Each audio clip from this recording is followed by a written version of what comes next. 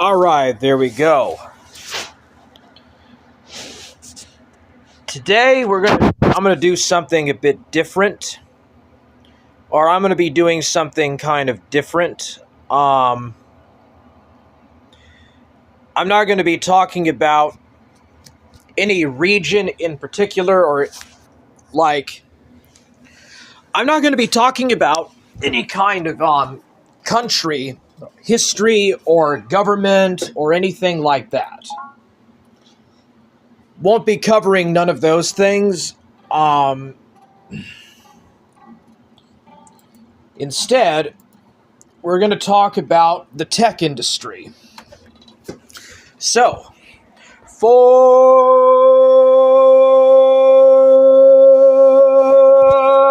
Gang!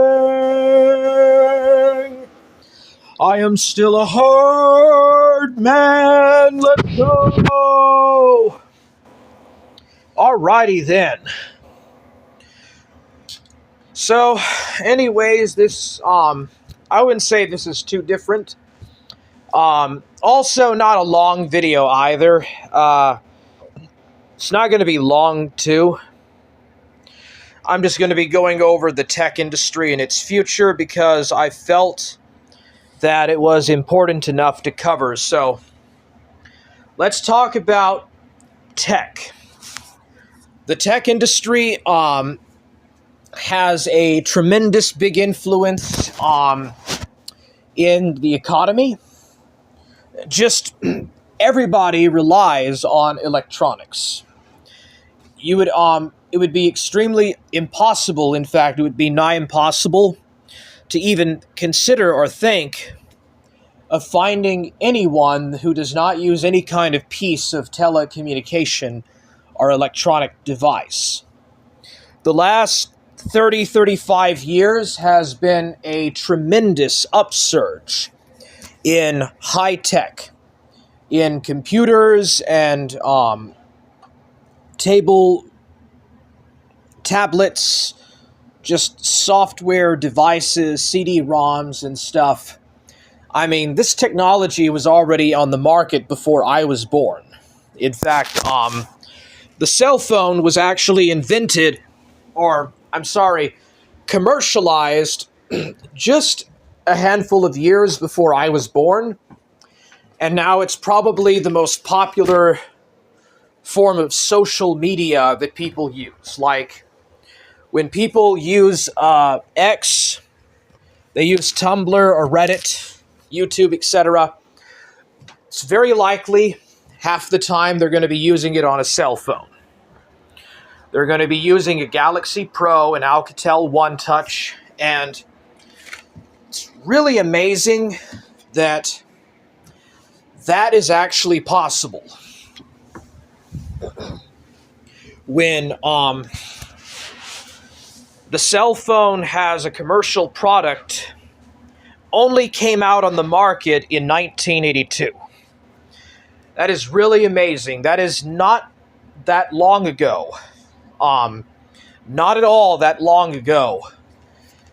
And then you have like digital cameras and clicking and stuff and texting that started at the end of the 1990s when people started doing that. So obviously the tech industry, the tech trade is tremendously important, tremendously diversified and very important, and probably, at least in regards to the exception of agriculture and maybe metallurgy, the tech industry is the most important branch or aspect of the economy. People need cell phones, they need computers and stuff, so what is the future of big tech after globalism? In a world that is going to see the end of globalization, the end of globalism as it previously was conceived, what is going to happen to big tech? So I want to discuss that a bit. This is not my specialty, but nevertheless, I thought it was very important and quite pivotal to talk about. So AI is probably about to undergo its first major boom. In fact, it kind of already has. Um, and the center of the AI boom, the major AI boom, is going to probably happen first in China, and then not too long later in North America and Europe. But generally, it's going to happen about the same time or after as in China. And there's going to be a major artificial intelligence boom. I think this is like the third generation AI, and it's finally going to really go mainstream. It's going to completely go mainstream. They say that AI, artificial intelligence, has reached such a state of proficiency that it can produce images and texts and graphics and just everything a human can do. It can even talk to people. There's even AI dating sites. There's even AI dating websites that people go to if they're lonely and they date AI. It's really something. AI is not really that new. However, the concept of really smart and very well developed and diversified, sophisticated AI definitely is. And I don't even think it was as much as 10 years ago that I don't even remember people talking about AI. In fact, I've only heard stuff about AI in the last relatively 6 or 7 years. Really only after the end of the beginning of COVID and stuff. Before COVID, I don't really recall anybody talking about AI or these artificial intelligence girlfriends or boyfriends or dating sites and apps. And then it really took over after the pandemic happened. So it's a really big change, and it came very fast, and it came very subtly and very unforeseen. It was a very unforeseen thing. The next 10 years or the next 5 years, we're going to see a major drive and upsurge of AI synchronization in all devices and stuff. So that's going to be a big thing. Another thing, too, is cybersecurity.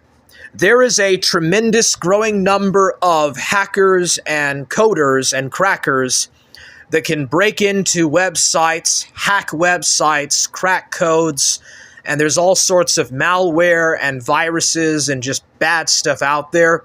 And so there is an upgrowth in VPN and cybersecurity algorithms and stuff. Probably the majority of people that use the internet, that even get online, are going to be using some type of VPN. In fact, they'll probably just pay for it from their internet server or from their browser, and people are going to pay more for VPNs and malware viruses and protection.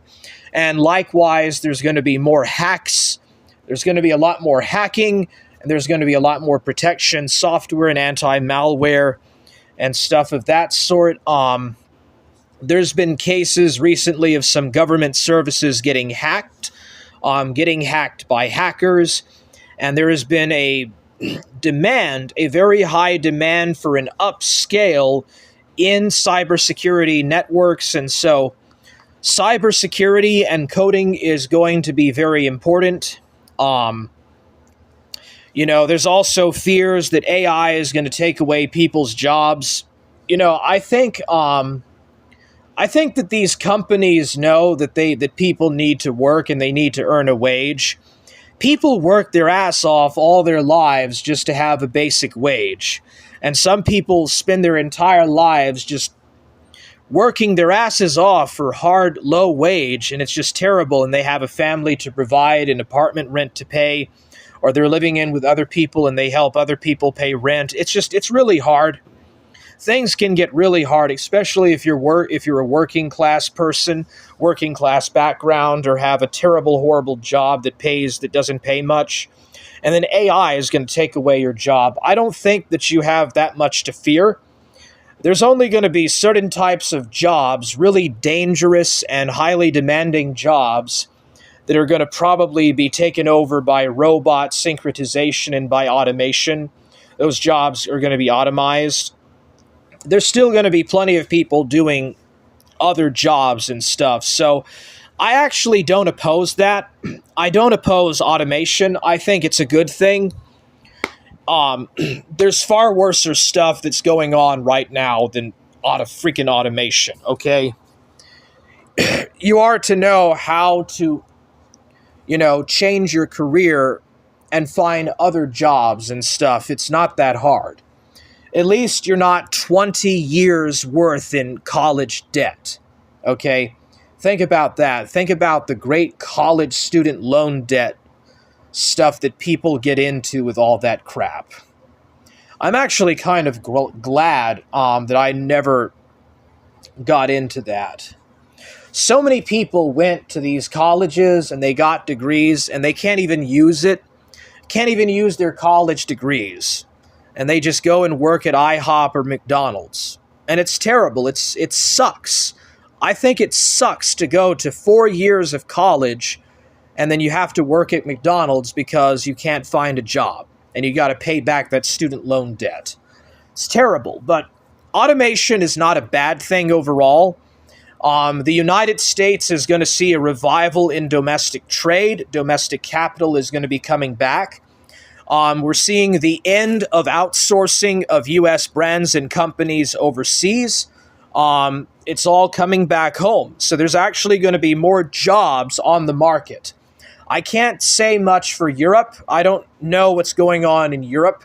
I imagine that in Europe it's going to be about the same thing as in North America. So actually I would say it's a pretty good thing, the automation part of it. The AI stuff, I don't think that there's going to be ARPANET. Like, I don't think there's going to be a Terminator extinction scenario with Skynet. Like, people for decades have worried about Skynet or a Skynet extinction scenario, replacement scenario, dude. Things don't ever really quite work like in sci-fi. So I think it's going to be okay. I think that everybody's going to be fine. Automation is going to help grow and make more jobs for people available, and it's going to help people out. Automizing the auto tech industry and automizing other industries is a good thing. Now, what about the tech companies, the legacy tech brands like Apple, Microsoft, AT&T, Verizon, all these different tech brands that I just threw out randomly? What's going to happen to them?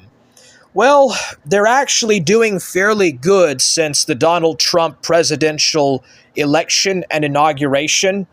And it's interesting how so many of these leaders, even Mark Zuckerberg of all people, has begun to change his tone.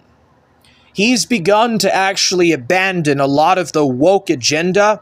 Not all of it, of course, but he's just kind of had to rebrand his labels and stuff and just kind of quietly go along with what Elon Musk is doing. He's following. Elon Musk is leading. Elon Musk is leading an entire new generation of high-tech innovation, high technology upsurge and upgrowth. And I would say that for Tesla, SpaceX, and the like, things are going to be doing outstandingly good. Not a lot of businesses or companies are succeeding too well, but tech is doing relatively good. I can't really speak about Mark Zuckerberg and the future of Facebook. It looks like that is probably going to go out into the trash. It looks like that's going to go into the trash bin and never recover. I can't really say that PayPal has a very good future either. PayPal may eventually rebrand itself. Crunchyroll or whatever, I don't think, well, no, Crunchyroll is not a tech company, forget that. Now, because of the trade wars and the trade tariffs, There's problems and issues with Japanese, Chinese, and French video game companies selling their video games in North American markets, and it's becoming increasingly difficult for the Far East in Europe to sell their video games, their movies, and their popular media overseas because of the increase of tariffs and the upsurge of trade embargoes and other problems. You know, for example, TikTok was very recently banned. Just relatively short banned in the entire United States. And it's probably going to get banned again, this time permanently. But a lot of people are just going to use Tor and VPNs to access TikTok. But apparently, there's actually a lot of Zoomers that are learning Chinese Mandarin so that they can get onto these Chinese sites. Redblog, Guayo, Showa, or something like that. It's Chinese websites, and they're very hard to pronounce. But a bunch of young people are actually learning Mandarin so they can access these Chinese websites. And apparently they're posting really woke left-wing stuff on there, telling them how China is better and more efficient and cleaner and safer than America is. They're doing this on Guayo or Shawashwa, Redblog, or something like that. It's basically Chinese TikTok. And it's really weird. I've never really seen this before. I've never seen so many young people go on Chinese websites to learn Mandarin and to talk about how China's better. And it's just really bizarre. I've never quite seen anything like that. And there's a lot of people that want to actually move and live in China, and they just think that China's better. They think that Asians are just better, culturally and technologically speaking. And indeed, I think that there is going to be a rival tech industry that's going to arise in the People's Republic of China and also in other parts of the world too, not just China. There's going to be a lot more rival types of internet browsing. There's going to be rival tech competition. China and Russia are basically sealing themselves up in their own version of the internet, kind of like North Korea. And there's going to be rival and factional tech industries that are going to be fighting with America and with Europe. And it's just going to get crazy. It's mostly China and the United States, and then Europe to a lesser degree that's doing it.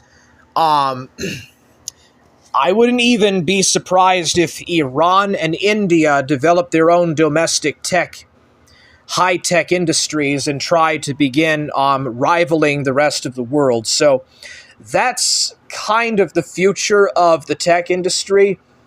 It's pretty wild, but you never know about this stuff. Elon Musk is still relying on legacy brands.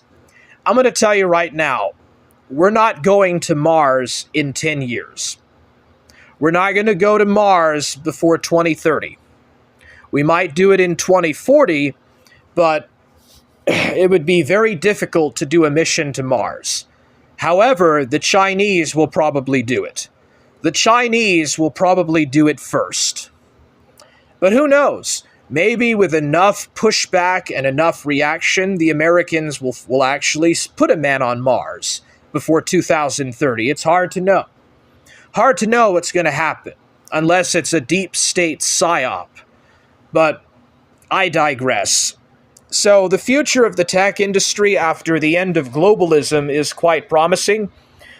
Chinese Tencent and Chinese video games and Chinese tech industry is going to definitely push in a lot more effort in rivaling America and the West.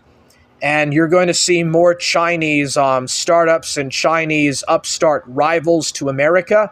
And it's all part of the global hegemony fight between the People's Republic of China and the United States of America, and the continued Second Cold War and potential Third World War rivalry between those two has Tencent and Chinese Xiao, whatever it's called, are going to rival X or Twitter, the former old Twitter and now what is known as X, and Reddit. And there's going to be more tech competition and regional fights and rivalries as a result of and has a direct outbreak of the trade and tariff wars that are taking place, that have broken out, that are ongoing currently. And likewise, the Chinese will probably invent their own version of drones. They actually have their own sophisticated robots that they claim. But, China doesn't even have like 3 aircraft carriers. The United States has like several dozens of aircraft carriers in every ocean of the world. So it's an aspect of rivalry. It's an aspect of competition. The tech industry looks very bright. The future of AI, synchronization, automation, and the smart city is very bright. The Synarchy is pushing ever so forward for the technocratical integration. And it's just coming, man. Anyways, that was my rant on the future of the tech industry after globalism. It's actually going to benefit and grow positively because of the end of globalism, but there is going to be more than one major tech brand. We have the United States with its legacy tech brands, its technological tech brands, Apple, Microsoft, and so on. And we have China with its upstart tech brands such as Tencent. Eventually, other regional powers like India are going to get into the show. What the future of that is and how it will affect the future of warfare, I don't know. That has yet to be seen. So the tech brand legacy is very central to the way that we live our day-to-day life. The technological features and overtones are very impactful. And as far as I can tell, there's going to be more so some upgrowth and upsurge in the tech corporation industries. And if you're an investor, if you invest or if you buy crypto, invest in those companies and brands because they're doing fairly good on the market right now. So this is Imperator Forge. Thank you for watching. Have a good rest of your day. Forge Gang! I'm still a hard man!